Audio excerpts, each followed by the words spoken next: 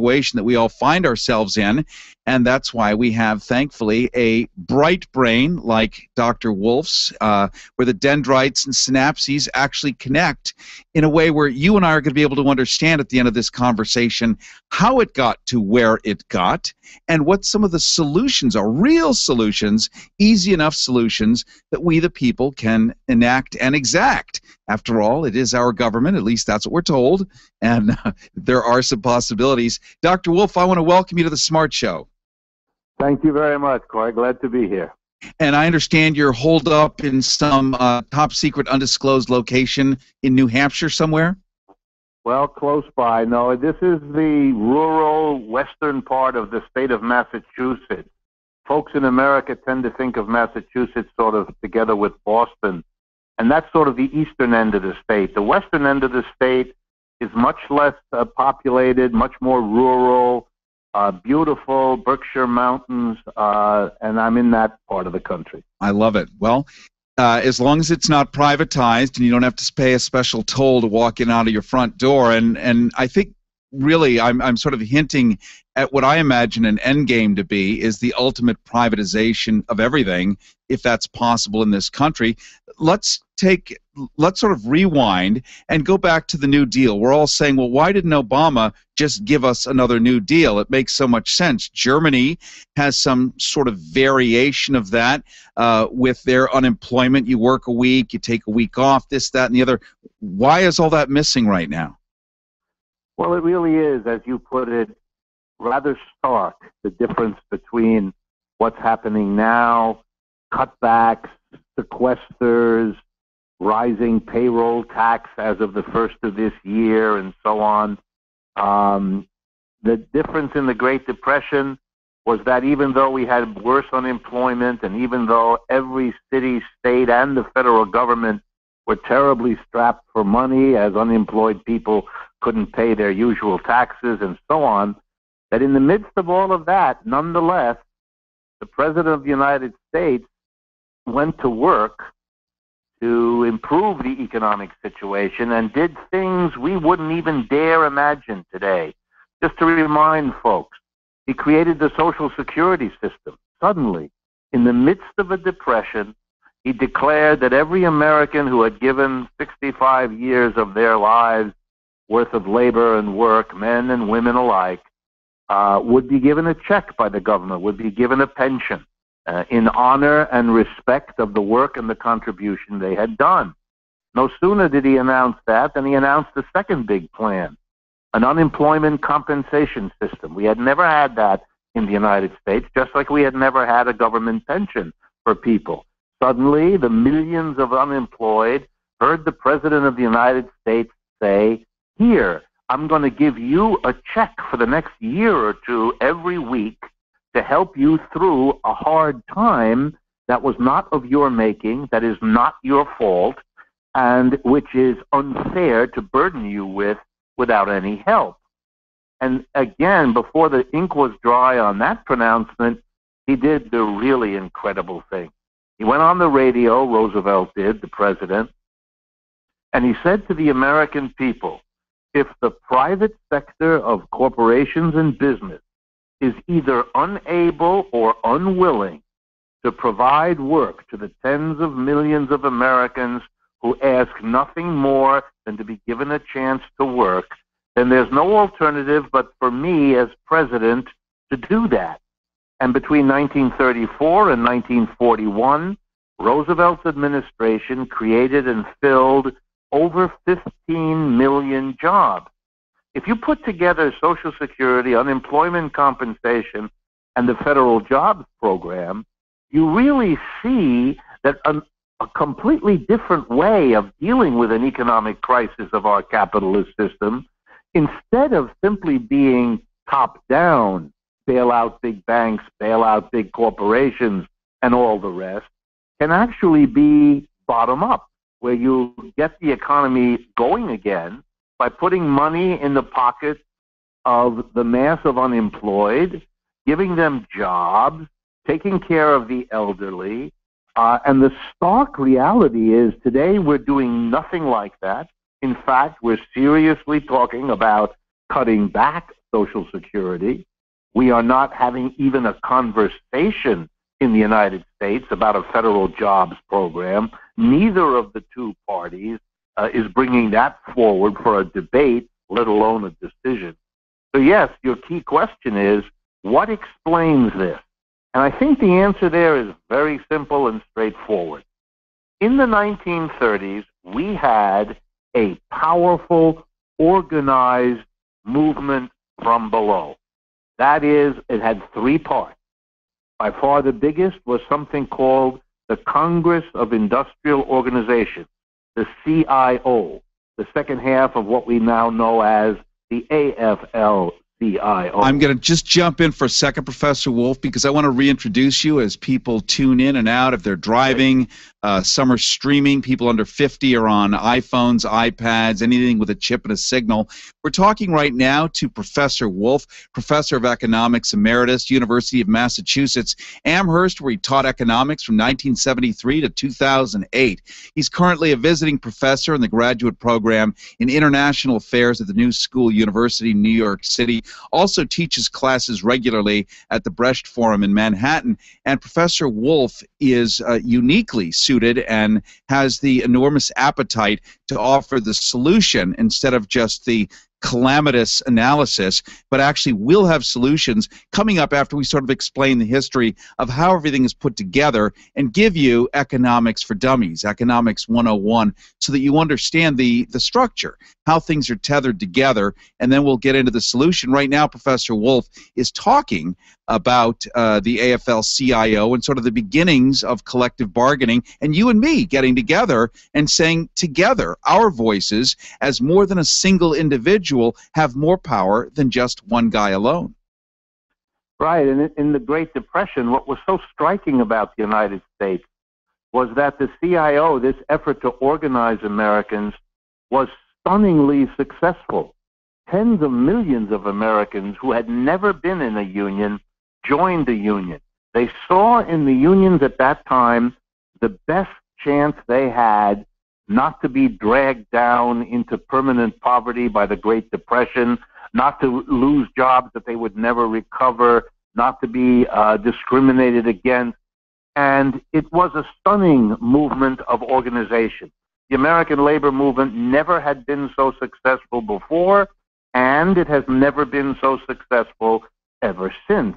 But in the 1930s, in the depths of the Depression, millions of people formed an active, committed, militant labor movement. And they also had the help in doing that of political parties that don't exist virtually anymore in America, except for small, pale shadows of their former selves. I'm talking about socialist parties, communist parties. They existed and were strong in the 1930s. And so, in a sense, here's the explanation. The coalition of the unions, the socialists, the communists, they went to Roosevelt and they said, look, we represent millions of people. We are not satisfied with your bailing out the banks. We're not satisfied with your trickle-down economics. You have to do something, and you have to do it for the mass of people. Because if you don't, all of our militant, organized strength is going to stop being your ally and become your adversary.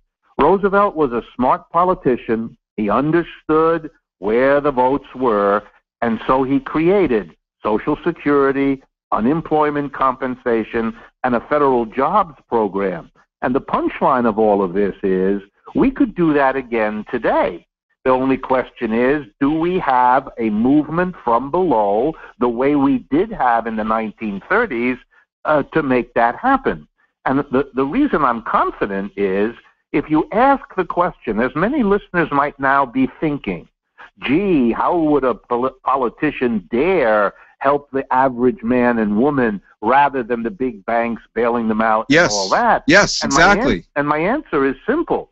Roosevelt was the most popular president because of what he did that we ever had in America. The only one reelected 4 times to the presidency, proving that if you help the mass of people in an economic downturn, you actually become more, not less, politically powerful. So we know right now, Professor Wolff, that most of us in America, if you walk around on the street, there are insufficient jobs. People's food stamps are being cut. We have veterans who are losing right now their pittance for having served their countries. We see erosion of basic things that we would want to do. Go to the Grand Canyon, sorry, closed. We know that people are actually jazzed who have been forbidden to have health care before, forbidden because of a pre-existing condition, a boil, a carbuncle, a varicocele, whatever the hell it's going on. They now have, for the first time ever, a great social change since probably the People with Handicaps Act in the 1990s. I mean, this is massive. Is it really about Obamacare for the GOP right now, or is something else going on? Oh, I think it's something else going on. It's quite clear to me. Let's just remember that every other advanced industrial country in Europe, in Japan, and even in many third world countries, providing basic medical insurance to every citizen, whether or not they have a condition, whether or not they're employed, whether or not they're old or young. That's the norm. We are the outlying observation. We are the one advanced industrial country that is unable, or more accurately, unwilling to provide that as a basic right, as a basic condition of citizenship, and so on. And the double irony is, even though we don't take care of our people the way other countries do, what we do require is people to pay much more for health care than any other country in the world. We have the most expensive health care system, which is very mediocre in terms of the outcomes. We do not have the longest living people. We do not have the best record of illnesses among our young people. We have a kind of in the middle of the road, if you like, medical outcome, and yet we pay almost twice as much as the second most expensive system. I think what's going on is that the four industries, hospitals, doctors, drug and medical device makers, and finally the medical insurance, those four industries have gotten together and are working a very good system to make themselves much more profitable than their counterparts in other parts of the world, and forcing the United States into this awkward situation. And I think those are the real issues that haunt this debate. It's not about the particulars of Obamacare or anything like that. It's much more these broader issues. One last thing to add, because you were talking about it to your previous guest. Yeah. It's also a kind of tradition in the United States to be angry at anything that smacks of the government providing a service, as if relying on the private sector is some magical guaranteed road to well-being. We've been relying on the private sector for medical care in the United States, and we pay too much, and the results are way below what they ought to be. The private sector has had its chance. It's now a chance to see whether the public sector, and let's remember, the public delivery of health care is what the members of Congress get and rely on. It's what our veterans get and rely on from the Veterans Administration, and it's what our elderly, over 65 members of our society have come to demand and respect and protect, namely the Medicare system. And so it's what makes the Scandinavians sending it to everyone else. Yeah, and we have half of Europe fit as fiddle, trim, healthy, attractive. They're not all getting hip replacements at age 35. You know, it's an entirely, Canada, for instance, gives a tax break if you quit smoking, because if you're not smoking, you're less of a burden on the system. Likewise, if you ride a bicycle, you get a tax break. And so people, to whatever degree, are going to find themselves somewhat healthier through this way of administering healthcare. We're talking to Professor Richard Wolff right now, Professor Emeritus of Economics, University of Massachusetts, also taught at Yale. And he taught economics at Amherst from 1973 to 2008, currently visiting professor and graduate program in international affairs at New School University in New York City. also teaching regularly at the Brecht Forum in Manhattan. You can also watch a live video stream on YouTube in partnership with Google right now. Keyword Go Harrison, one word, GOHARRISON. If you're just listening to the audio portion, you can go on YouTube right now and see this, keyword Go Harrison on YouTube, and of course it will be available for you to watch over and over again to fully understand how all of this stuff works. You can also go to Facebook, My Harrison, keyword, and like us there, and we'll be able to give away another trip for two to Switzerland or a cool place, because it's true. We do get to have a little fun now and then, otherwise why bother the fight? And Professor Wolff, one of the things that you talk about, and we talked about the New Deal briefly, and how President Roosevelt had backing. There was a swell, an underground swell boiling up, and he was able to turn and say, the people want this, so it gave him permission to do the right thing. I think Obama in the past has said, if you force me to do the right thing, then I will be able to do. But on his own, I think he may have a very tiny testicle. Yeah, I think that he's been a little bit playing both sides of the story here. Yes, it's true. It makes it much easier for him to do the right thing if he had a movement from below, of the labor movement, of intellectuals, of students, of people in rural areas who need these government services and all of that. On the other hand, he could have done much, much more to help build that kind of movement, to celebrate it, to support it. When it welled up on its own, as your previous guest pointed out, when it welled up on its own in the Occupy Wall Street movement, the government should have celebrated this development of a push for the kinds of things that would make Obama look a bit more like Roosevelt. Instead, there was a coordinated 15-city push to get rid of those little tent communities that weren't hurting anyone in the downtown parks. It was not a government that was helping to nurture and support the legitimate democratic demands from below. It was, in fact, the opposite. So that when he bemoans not having a mass movement from below, a good part of the blame for that lies with him as well. So what's the end game first, before we get to the solution? We know that Section 8 housing, which includes the White House now, and the Capitol building and the national monuments and the Grand Canyon and all this stuff, are now slowly falling under the classification of Section 8, and that we're told in order to maintain all of the public housing, for instance, that during the Bush administration we saw light bulbs were not replaced, things were not repainted. In order to do that, we have to take loans from some of the big banks, and then we will pay them back, which means that if we default on paying the banks back, then we hand over the public monuments because we missed that payment by one day. We hear this from people that actually work at HUD. We hear this from Maxine Waters. We hear this from people that are actually involved at that level, horrified as they are, but they don't end up as public stories. What do you see as the end game if we actually all did nothing and sat by? Well, I think you're right. I think we're moving in a direction that is the opposite of modern history. Modern history showed a private capitalist system breaking down in the 1930s, being replaced by a much more government intervention kind of economic system, following some of the ideas of the economists who developed that, the Keynes, John Keynes, and the Keynesian economics. People have forgotten that we brought the government in because and after the private sector failed.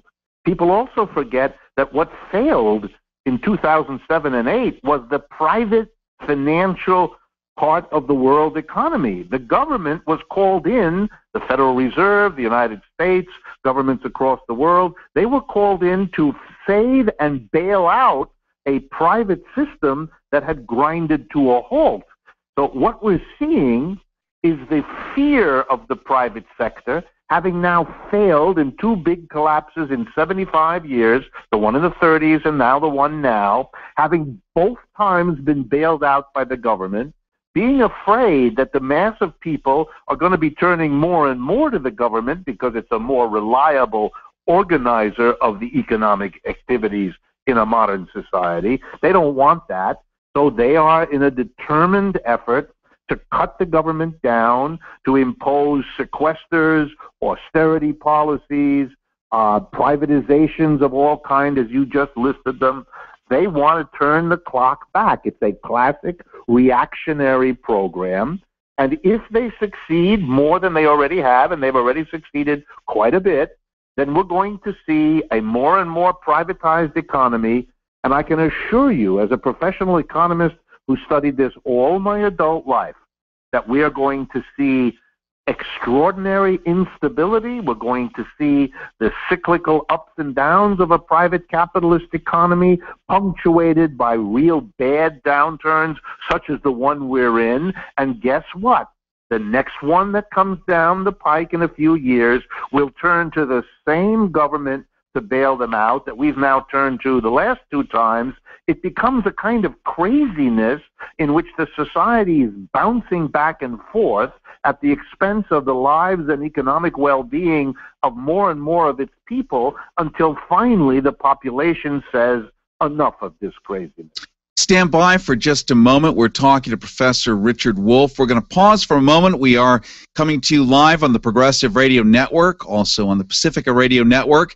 We are on anything with a chip and a signal right now. We're doing Economics for Dummies. We're doing the 101, the short form of how stuff is interconnected and what the end game might be. We're also going to open up the phones, take your calls. You can ask Professor Wolff a question or comment what your situation is like, and we'll help you evaluate it and understand. Plus, we're going to take a look at Professor Wolff's new book, which is called Occupy the Economy, Challenging Capitalism. We'll be doing that in just a couple of minutes. Harrison with you. This is The Smart Show. We are coming to you live. Stand by. We've got more to come. Progressive Radio Network is now on iTunes. Search for us to listen and download past shows or get them updated automatically. Just type Progressive Radio Network in the search bar and download any show free of charge. Progressive Radio Network. Information for the independent mind. Hello, ladies and gentlemen. This is Richard Martin from the Wake Up Call with news about Monday's show. On September the 30th, the Intergovernmental Panel on Climate Change, or IPCC, released its new report on global warming, which represents a considerable retreat from the previous report released in 2007. There are clearly several other threats that will have a far more serious consequence, which I shall be discussing on Monday, October the 14th at 2 p.m. here on PRN. I do hope you'll join me then. Coming soon on PRN, Free Forum with Terrence McNally. On his weekly radio show, McNally engages the most visionary thinkers, writers, and doers he can find to make sense of the current moment and shed light on the path ahead. Terrence makes sure complex and important ideas make sense to listeners, all based on the fact that he believes we can do better and wants to find out how. Free Forum with Terrence McNally begins Thursday, October 17th at 7 p.m. on PRN. Hi, I'm Allison Rose Levy, the host of Connect the Dots.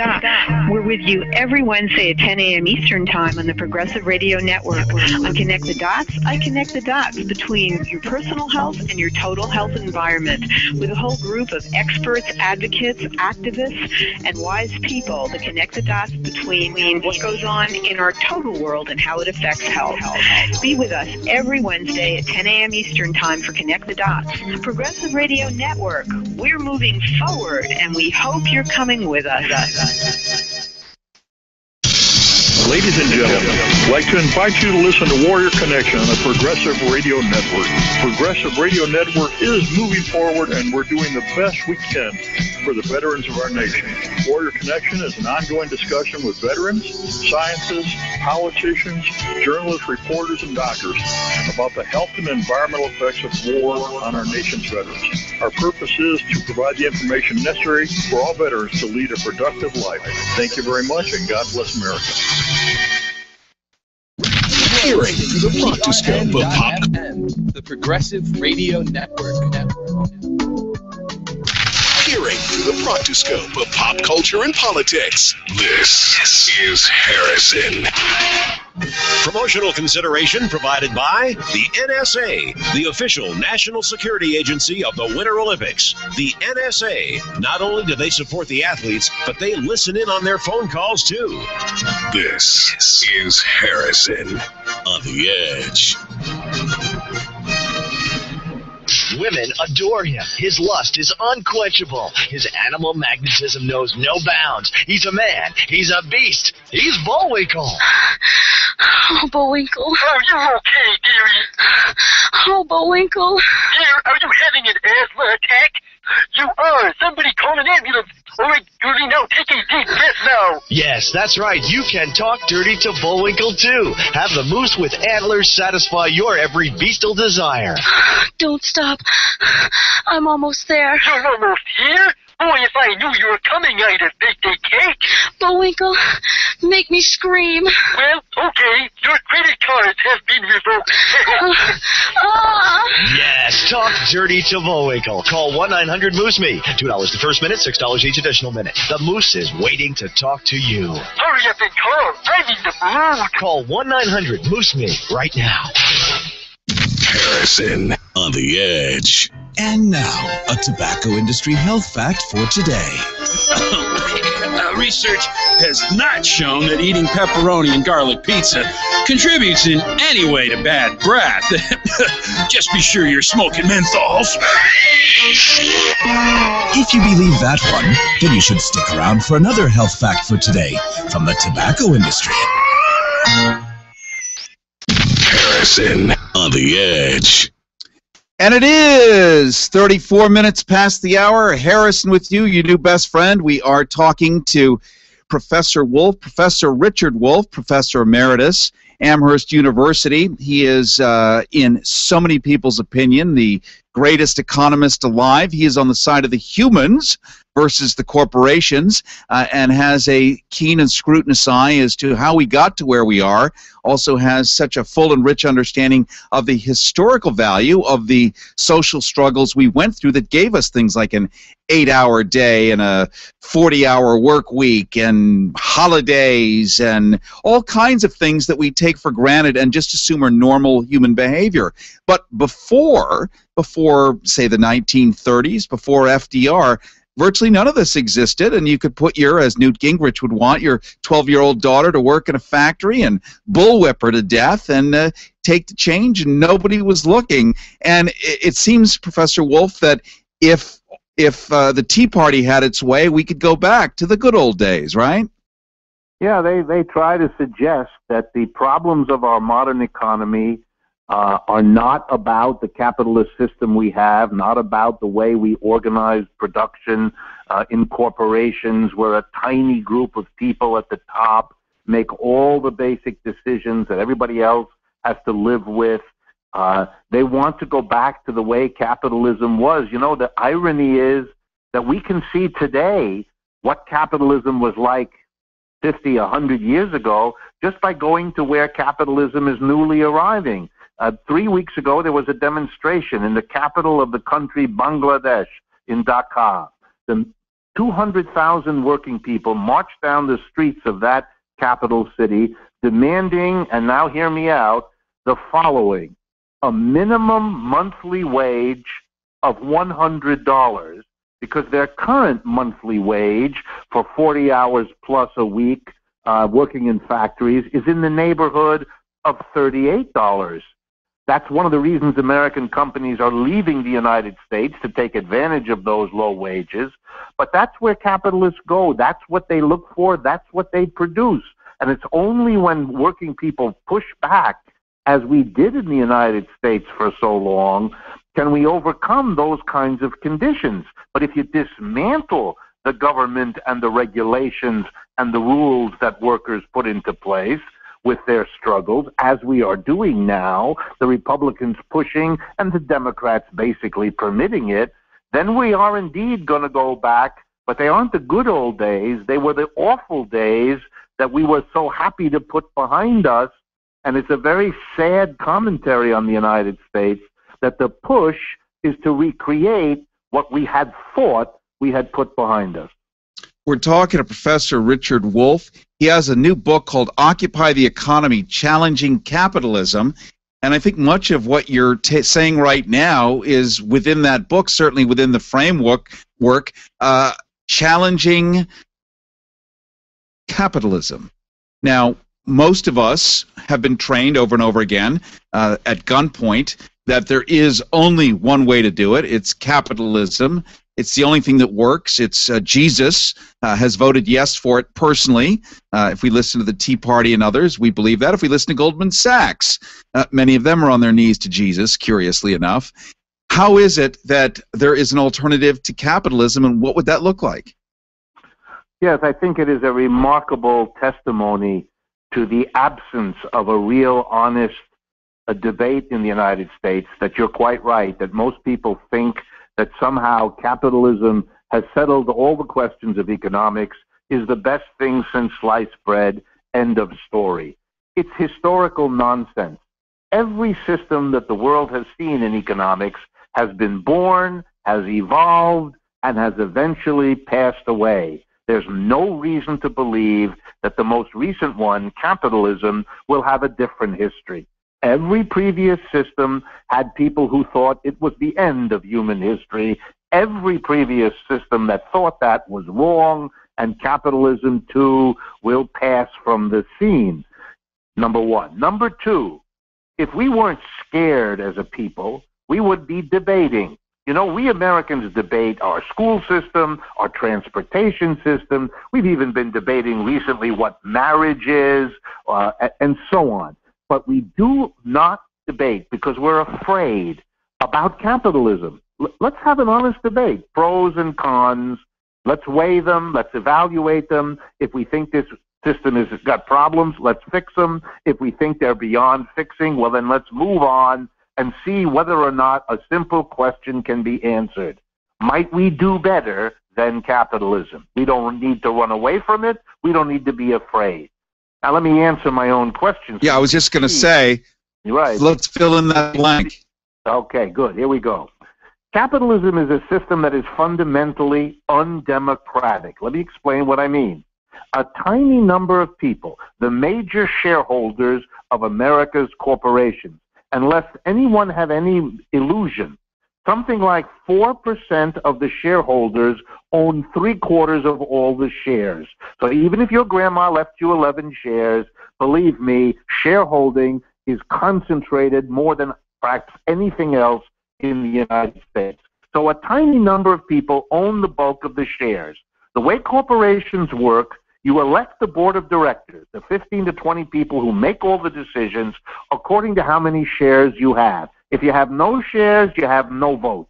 If you have 11 shares from your grandmother, you get 11 votes.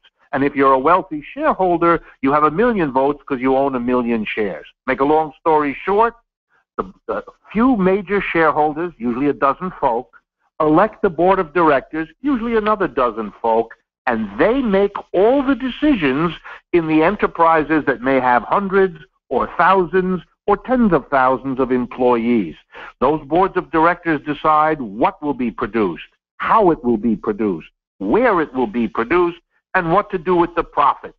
We all help make the profits, but we do not have decision-making. We have to live. If they decide to close the factory, we're out of a job. If they decide to use a toxic technology, we suffer lung damage. If they decide to use the profits to make a few executives billionaires while the rest of us can't pay for our kids' college education, we live with that. There's a simple answer. Many of the problems of our economy come from this undemocratic, top-down aristocracy that we permit to run our economy. If instead we took the old idea of workers' cooperatives and said that we want democracy in the workplace, it should never have been excluded from the workplace because that's where we spend most of our adult lives. That's what our economic well-being depends on. And imagine a system in which we democratically ran our enterprise. Now, Professor Wolff, I'm just going to jump in because I love this, but I just want to reintroduce you. And We're talking to Professor Richard Wolff, Professor Economics Emeritus, University of Massachusetts, Amherst. He taught economics from 1973 to 2008, considered the most brilliant of all economics professors alive today. He's on the side of the humans. There are 7 billion of us with a B on Earth. We vote yes for his voice. Currently a visiting professor in the graduate program, International Affairs at New School University in New York City, also teaches classes regularly at the Brecht Forum in Manhattan. You are listening to The Smart Show. Keyword is My Harrison on Facebook, My Harrison. Also, we are live streaming right now on YouTube, keyword Go Harrison, keyword Go Harrison, live streaming right now. And Twitter, hashtag Go Harrison, hashtag Go Harrison. Professor Wolff is talking, and correct me if I'm mistaken here, but I believe in Spain, possibly in the Basque area, I'm not certain, they've actually been doing these sort of cooperative things successfully for a number of years now, so it's not some bizarre theoretical proposition, but it's a proved success. Is there something like that happening? Absolutely. Let me tell you quickly the story so your listeners can get the benefit. We have to go back about 50 years, 1956 to be precise. The northern part of Spain, just below the Pyrenees Mountains, a region where the people are called Basque, B-A-S-Q-U-E, have their own language and culture, were suffering terrible unemployment. And very interestingly, a local Catholic priest, Father Arizmendi, said to the people in his parish, look, if we wait for capitalists to come up here and create jobs for us, we will all die waiting. So why don't we take the bull by the horns, become masters of our own fate? Let's start our own jobs. Let's set up a co-op where we collectively employ ourselves. And so under the protection of the Roman Catholic Church, which is the dominant church in Spain and in that part of Spain as well, you began to see the proliferation of worker co-ops. They don't have shareholders who make the decisions. They don't have shareholders who select the board of directors that rule over them without being democratically accountable. On the contrary, all managers are chosen, selected, and hired by the workers rather than the other way around. And here now, fast forward to 2013. Mondragon, that's the town in which this little co-op began in 1956. This is now called the Mondragon Cooperative Corporation. It employs over 100,000 workers. It's the 7th largest corporation in all of Spain. It is a stunning testimony to the capacity of co-ops to become a new and better and much more democratic way of running a business, whether it's a factory, an office, a store, and they do all of those things. They have successfully competed against capitalist, top-down, hierarchical enterprises. They have their own Mondragon University. They have their own bank. They have their own retirement communities. They show what can be done with a new democratic cooperative work as an alternative to capitalism. You might even enjoy that they have advanced technical labs and that 2 very well-known American corporations requested the ability to partner with them because they do such advanced technology. They are General Motors and Microsoft. Oh, my. Professor Richard Wolff, right now, with the shutdown of the government, the loss of well over $100 million a day, the IRS, we know loves its revenue. Well, obviously, if people are getting laid off, small businesses are closing, and the customer base is shrinking, they're going to get even hungrier. Why would you destroy your customer base, which I believe we traditionally call the middle class? They're the ones going to Target and Best Buy and Walmart and whatever. If you're killing off your customer base, how is that possibly a successful capitalistic model? That's the irony of capitalism. Let me answer your question. For the capitalist, the number one objective is profit, market share, economic growth of their enterprise. Starting in the 1970s, American corporations looked across the world, realized that jet travel could get you anywhere on this planet in a matter of hours, and that the internet and telecommunications meant you could monitor and control a factory or an office 10,000 miles away as easily as you used to do that to one across the street. And so they said to themselves, we can make a lot more money by substituting low-wage workers elsewhere in the world for the high wages that struggling American workers had won over 150 years. And so they started to leave. And the exodus of those businesses leaves behind the disasters of Detroit, as a perfect example, or Cleveland, or Youngstown, Ohio, the city I was born in, or countless others. It is doing that even though it destroys their customers here because they're looking for economic growth over there. That's where they're taking their jobs, and that's where they're hiring people. And even though those people can't buy what Americans used to be able to, they don't look upon the United States as the growth area anymore. I meet with them in New York. They tell me that all the time. Growth is elsewhere, and see you later, baby, is what they're saying.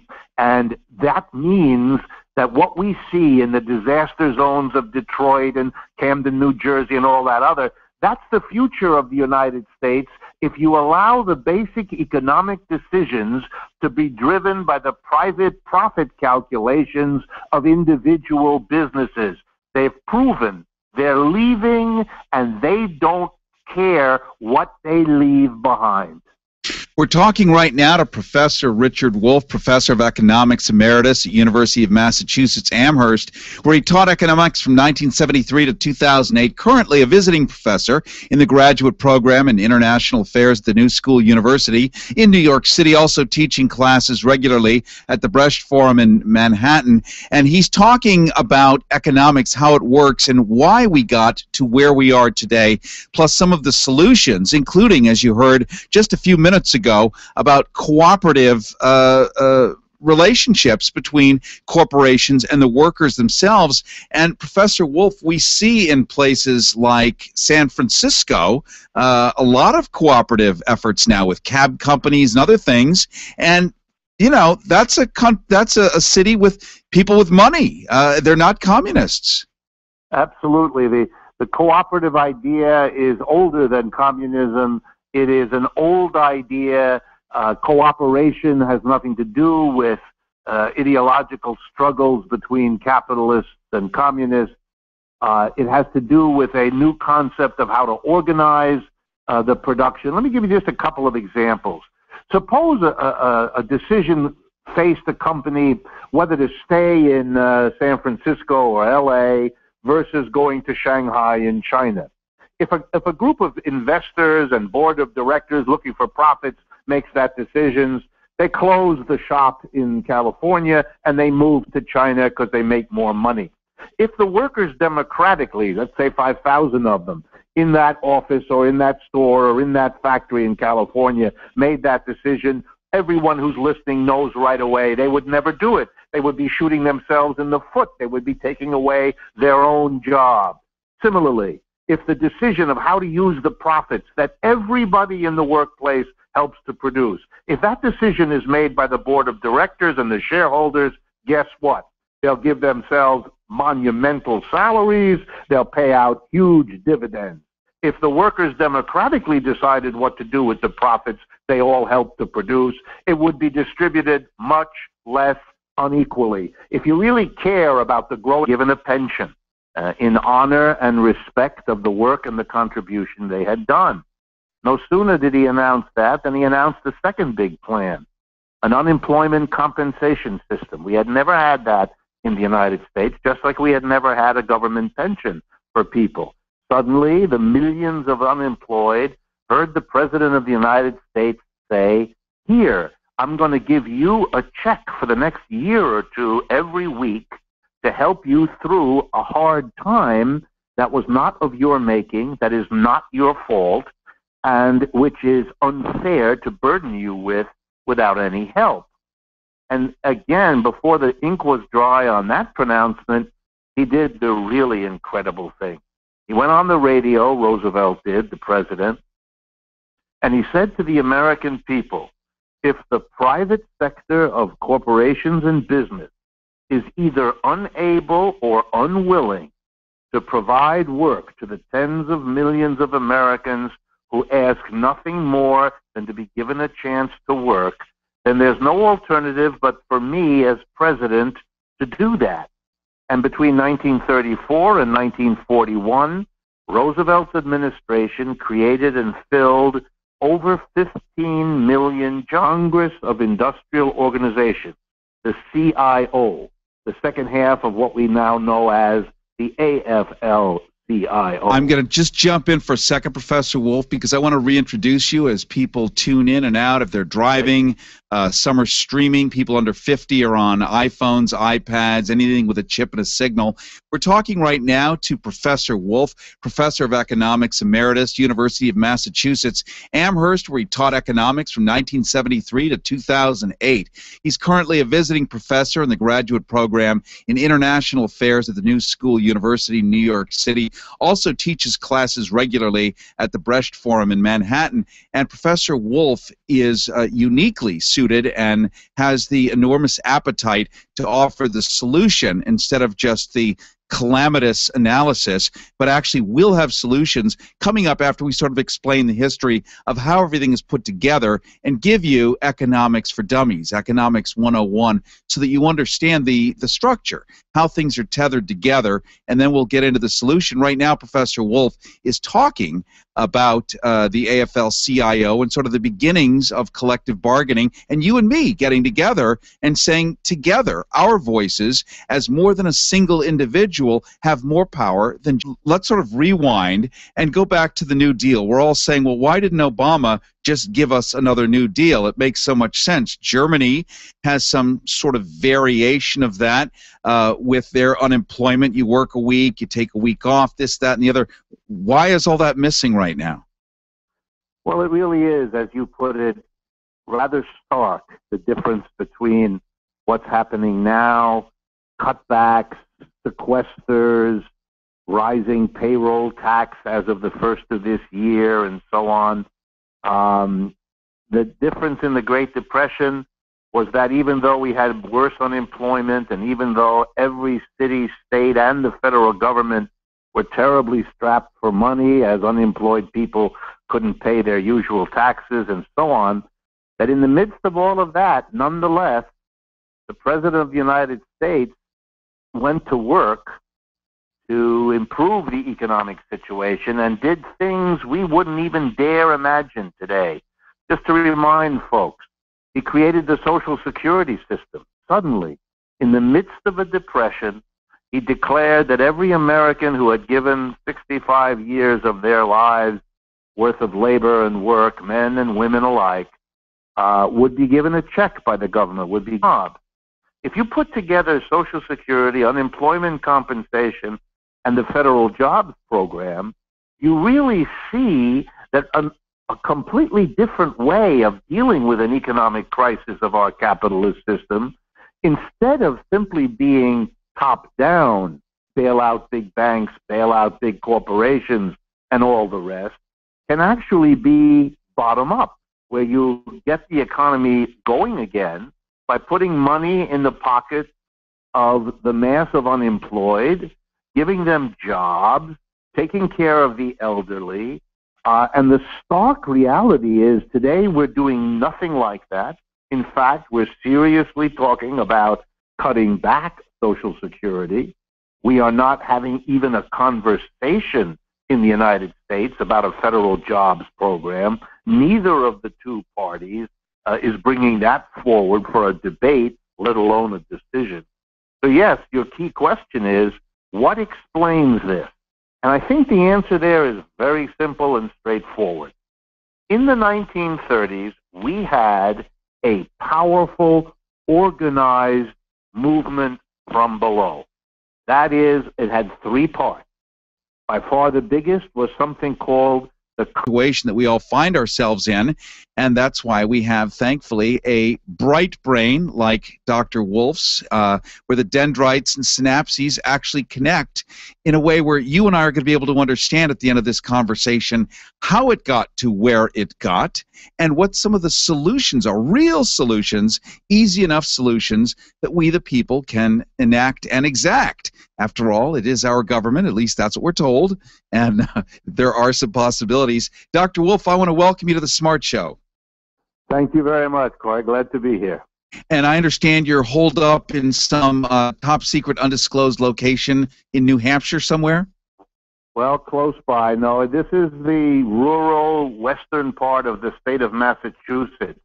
Folks in America tend to think of Massachusetts sort of together with Boston, and that's sort of the eastern end of the state. The western end of the state is much less populated, much more rural, beautiful Berkshire Mountains, and I'm in that part of the country. I love it. Well, as long as it's not privatized and you don't have to pay a special toll to walk in out of your front door, and I think really I'm sort of hinting at what I imagine an end game to be is the ultimate privatization of everything, if that's possible in this country. Let's take